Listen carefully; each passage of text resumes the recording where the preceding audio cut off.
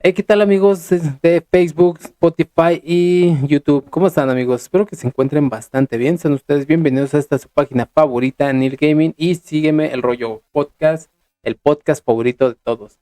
¿Cómo están amigos? Espero se encuentren bastante bien. En esta ocasión pues les traigo un video muy interesante. Ya saben que es una serie de videos que estoy haciendo un nuevo proyecto, pues vale, que es estar hablando de algún tema interesante, de algún tema un poquito complejo y de la misma manera estar como jugando algún videojuego para que ustedes tengan algo visual, estén entretenidos viéndolo, pero a la vez estén escuchándolo, pues lo que tengo que decir, ¿no? Espero les guste. El tema del día de hoy es teoría crítica contra teoría conspiranoica y pues espero que les resulte bastante interesantes, amigos. La verdad es que sí me esfuerzo un poco, bastante, pues, en recopilar información, el tema, aprendérmela. Y estar jugando, ¿no? A la vez y estar transmitiendo este video. Pero bueno, sin nada más que decir, amigos, pues vamos a empezar este video. Les quiero platicar sobre algo que he estado leyendo e investigando un poco últimamente. Es sobre teoría crítica. Digo, ustedes saben que yo empecé este proyecto de contenido en redes sociales porque de alguna manera lo que quiero fomentar es el pensamiento crítico, que es una primera etapa que creo que hemos madurado, bueno, y he madurado a todos los que han estado viendo mis videos, que han visto el contenido. Ojalá y por mí hayan leído un par de libros difíciles, textos como Necrocapitalismo, Social Control de Luz, en fin. Les he pasado muchas recomendaciones. La verdad es que muchos de ustedes sí se ponen las pilas y leen. La verdad es que me da mucho gusto cuando, bueno, de hecho me encanta cuando me mandan mensaje que me dicen, por ti leí este libro, por ti agarré el gusto por la lectura, de hecho. Y sinceramente lo que más me da gusto, me da satisfacción de lo que hago. Entonces, vamos a suponer que estamos haciendo este progreso, que porque del pensamiento crítico seguiría la teoría crítica. Entonces, pues bueno, teoría crítica empezó en 1986, no, perdón, 1826. Perdonen, soy malísimo para las fechas. Todos los que me conocen saben que para las fechas soy muy malo. Pero bueno, empezó en 1926 en la ciudad de Frankfurt, en la universidad, de hecho, por personajes como Adorno, Marcuse, Eric Fromm. De hecho, también que tengo algún par de libros de él. Hoy, haciendo como una continuidad a la tradición del materialismo dialéctico y del materialismo histórico para entender cuáles son las fuerzas que mueven al mundo, se constituye nuestra realidad. Entonces la teoría crítica muchas veces trata de entender qué hay por detrás de las cosas o detrás de las condiciones de nuestra vida, de las condiciones sociales, y sobre todo entender como a micro detalle el ser humano condicionado a estas fuerzas y cómo se comporta socialmente condicionado a esas fuerzas. Mm, Esa sería la teoría crítica. El problema es que hay otro método de pensamiento que trata de encontrar las razones por detrás de las cosas y atribuirles fuerzas a las razones por detrás de las cosas, que piensan pues muy similar. Y también es una teoría, pero no es teoría crítica, es teoría conspiranoica. La teoría conspiranoica tiende a crear estas narrativas, estas metanarrativas en sus relatos sobre cómo funciona el mundo y cuáles son las fuerzas que mueven al mundo. Y la verdad es que muchas veces las diferencias entre teoría crítica y teoría conspiranoica pueden ser bastante similares o pueden acercarse bastante. Entonces es complicado a veces inclusive determinar si la teoría crítica no acaba siendo teoría conspiranoica. Digo, obviamente estoy haciendo un hombre de hierro que de la mejor versión o forma posible de la teoría conspiranoica. La verdad es que muchas de las veces es bastante evidente cuando uno está haciendo una propuesta de una teoría crítica para entender las fuerzas detrás de las cosas. Y cuando alguien está haciendo una teoría conspiranoica que es sobre determinar las fuerzas detrás de las cosas. Y ahí voy a marcar la primera distinción. Una de las primeras distinciones especiales o fundamentales para distinguir teoría crítica de teoría conspiranoica es que la teoría crítica se mete más como estas fuerzas invisibles, implícitas, escondidas, incluso sutiles que determinan algunas cosas de nuestra realidad. La teoría conspiranoica, por otro lado, tiende a ser teorías como totalizantes que dicen que, ejemplos, una explicación simple determina todas las cosas. Son los Illuminatis. No, son los hombres lagartija que vinieron del espacio, o de que, no, es la élite la que controla todas las cosas, ¿no? Entonces los millonarios controlan todo. Que sería como la versión conspiranoica de hacer una crítica sobre el capital. La diferencia de la teoría crítica lo que trata de hacer es como ver la sutileza de las fuerzas, y en lugar de sobredeterminar el valor de una fuerza sobre la realidad, lo que hace es lo contrario: encontrar las sutiles y diferentes fuerzas de los actores, y el poder y la violencia, la manipulación y el control y la cultura que constituyen nuestra versión de la realidad. Muy bien, entonces aquí es como una primera cosa con lo cual todos deberíamos tener mucho cuidado, que es analizar críticamente el mundo, lo cual nos hace muchísima falta.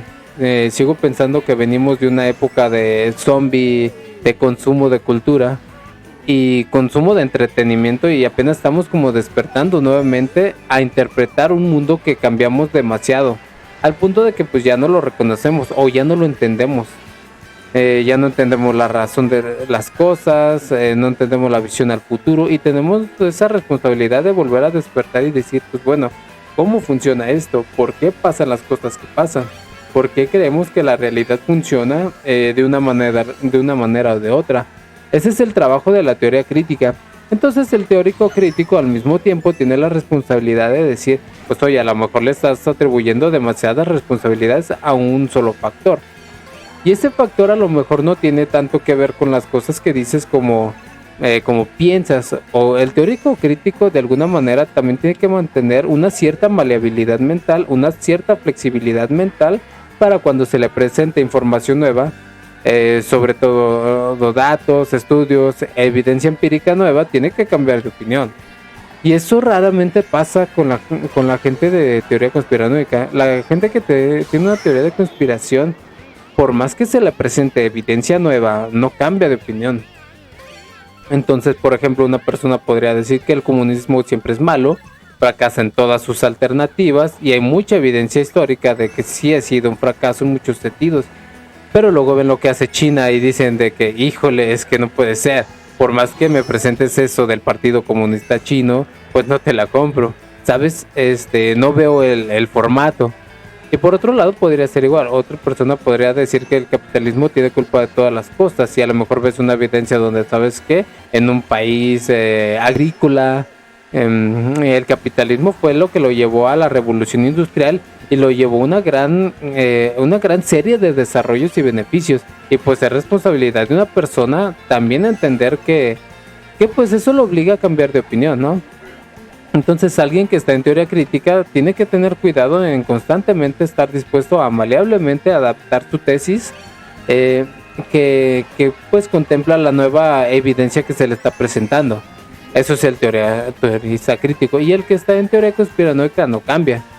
La otra diferencia fundamental es la que les comentaba, la diferencia entre subdeterminar las fuerzas y encontrar las sutilezas de las fuerzas que nos condicionan, o el otro es lo que sobredetermina las fuerzas, de que una sola cosa sea culpable de todas las cosas, ¿no?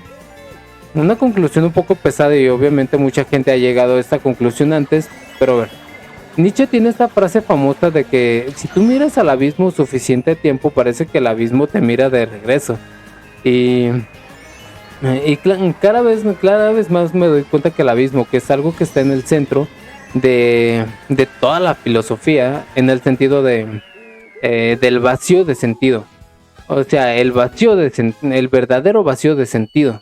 O sea, creo que también en algún momento en teoría crítica te das cuenta que pues no solo es el hecho de que nunca vas a encontrar la manera perfecta de aplicar el poder que ejerce cada una de las fuerzas sobre nuestra realidad, sino que muchas veces te vas a topar con la triste realidad de que muchas de las cosas que suceden en el mundo son indeterminadas.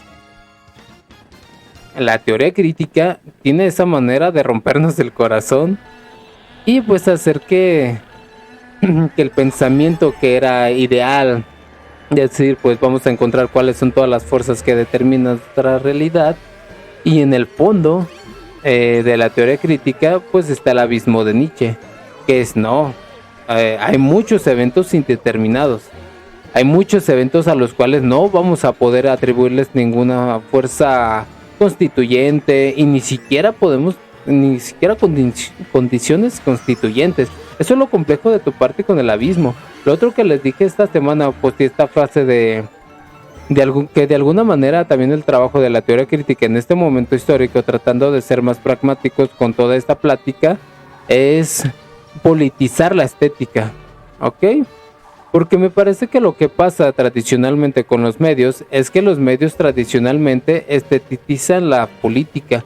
Cuando digo estética me refiero al concepto más amplio de la estética. No quiere decir que sea bello, puede ser grotesco. Tiene de hecho muchas maneras de presentarse así, pero estética es como la experiencia sensible del mundo, la manera en cómo percibimos las cosas. En muchos sentidos lo que hacen es darle una estética a la política, sino que construirle una narrativa casi literaria como si fuera literatura y construir una historia para que te compres una versión de la realidad. De hecho, la teoría crítica lo que tiene que hacer es decir por qué esta es la realidad que se me presenta y por qué deberíamos de tomar esta realidad como un concepto estático insuperable. Pero muchos reaccionarios como Jordan Peterson tratan de conservar el status quo, presentando la situación del mundo como una situación del mundo natural e insuperable, como diciendo no, la ley de Pareto es una ley y no hay manera de cambiar la distribución de las cosas, ¿no? Esto es típicamente un pensamiento reaccionario que le atribuye al mundo una cierta naturaleza a priori y un cierto estasis, ¿no? Como de decir, las cosas no pueden cambiar, el mundo no puede cambiar, el mundo no puede ser mejor. Cuando constantemente la teoría crítica hace el trabajo contrario, de decir, politizar la estética. ¿Por qué me estás presentando esta información de la manera como me la estás presentando? ¿Y qué implicaciones hay por detrás de esta estética? De cómo me presentas estos argumentos. O sea, ¿por qué me cuentas la historia de esta manera? ¿Yo por qué me la tengo que comprar que la historia es así? ¿Yo por qué tengo que creer que esta es la mejor versión de la realidad? ¿Yo por qué tengo que creer que no existe una mejor alternativa para la manera como se hacen las cosas? Nosotros deberíamos constantemente politizar la estética. Entonces, dicho esto de politizar la estética, voy a tratar de darles un ejemplo. Un ejemplo muy muy interesante. Les voy a poner esto. Creo que saben qué es esto. Este es el Cybertruck diseñado por nuestro super mega master que nos va a salvar, Elon Musk, que seguramente es una de las personas que pues tienen el más mínimo interés de salvar el mundo. Lo que quiere realmente es, no sé por qué, acumular mucho dinero y leer novelas como Ayn Rand, como Foundation, y vestirse de personajes mágicos en un mundo de fantasía. Pero el caso es que Elon Musk nos presenta este diseño.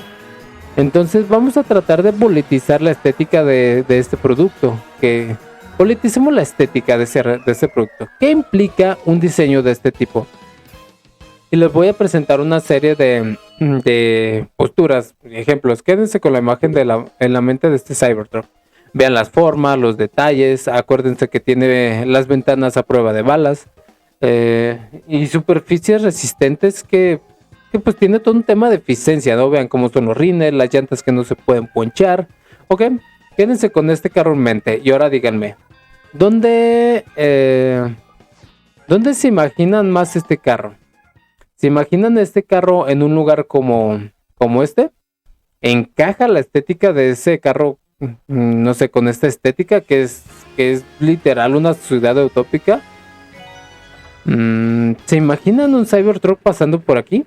Sí, obviamente cuando ves esa estética, lo interesante de aplicar el pensamiento crítico y teoría crítica esto es que esta estética tiene una serie de suposiciones a priori. Si se fijan, hay espacios verdes, todo se ve más o menos como del mismo nivel de calidad. No hay una diferencia profunda entre, oye, pues este depa se ve más barato que ese otro. Hay como toda una serie de implicaciones por detrás de esta estética que pues obviamente tienen condiciones políticas. Entonces, ¿se imaginan el Cybertruck en esa ciudad? Como que no encaja tanto. Les voy a dar otro ejemplo. ¿Se imaginan el Cybertruck aquí? Ah, ¿verdad? Pues ya empieza a encajar un poquito más, ¿no? Ah, entonces se supone que el Cybertruck está diseñado no para la ciudad utópica, sino que está diseñado para esta ciudad. Ah, ya lo veo, ya veo los colores, ya veo las formas, las placas duras, la policía, el miedo, la necesidad de tener vidrios a prueba de balas en un carro comercial, un carro de línea. Entonces hay toda una serie de implicaciones políticas por detrás de la estética. Pues para presentarse la historia del Cybertruck. Y ahora les voy a dar otro ejemplo. Vean este carro, un carro clásico. Pues mira, seguramente en esa época tenían otra visión del mundo, otra visión del futuro. Pero piensen en esta estética en estos momentos históricos. O sea, tú dejas un carro de estos en el centro de una ciudad de América Latina y te roban hasta los espejos. O sea, todo es robable. Todo de este carro es robable.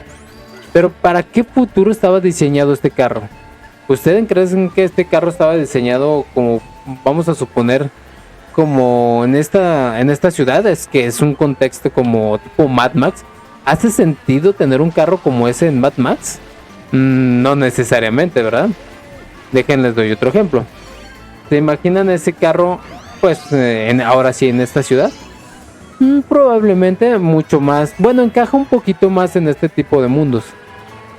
Si se fijan de nuevo, lo interesante de esto es pensar cuáles son, pues, todas aquellas suposiciones políticas a priori que permiten que esta estética haga sentido.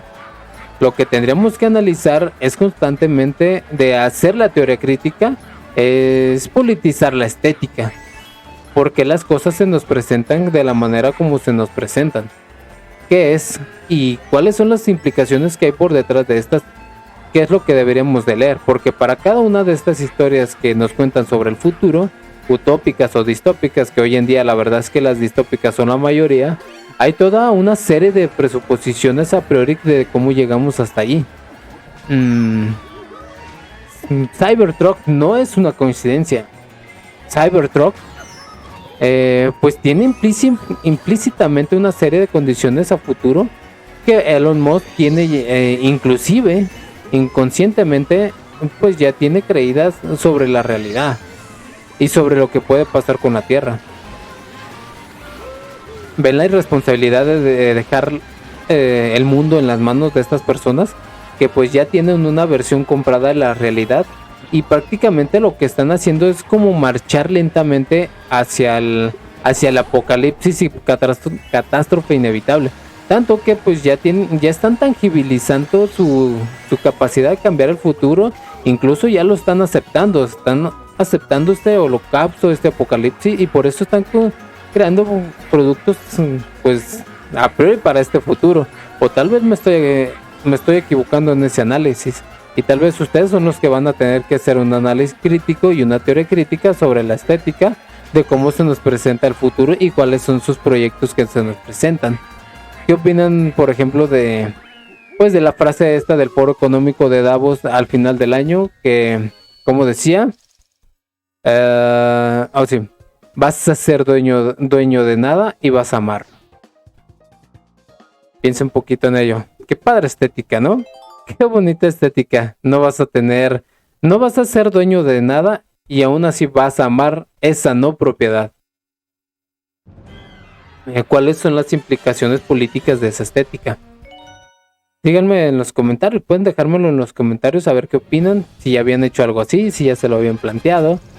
Tengan cuidado con esa diferencia entre la teoría crítica y la teoría conspiranoica, porque puede ser bastante difícil de diferenciar. Y si quieren hacer buena teoría crítica, obviamente les recomiendo la lectura de Adorno, Marcuse, Fromm, algo de Benjamin también inclusive, y muchos otros.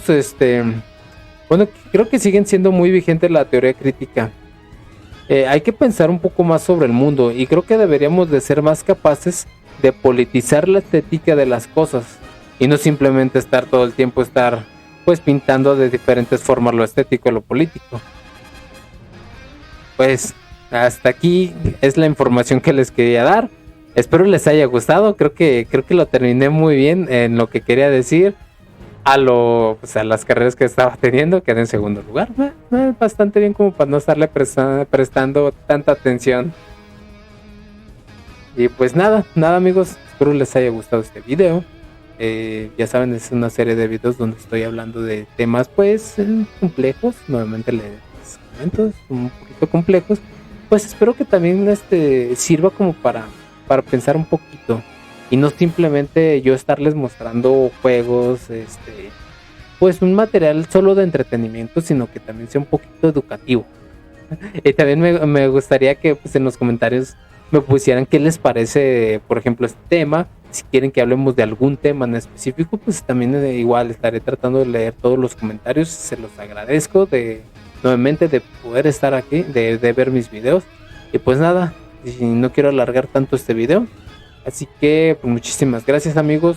Les recuerdo pueden ver este video en Neil Gaming.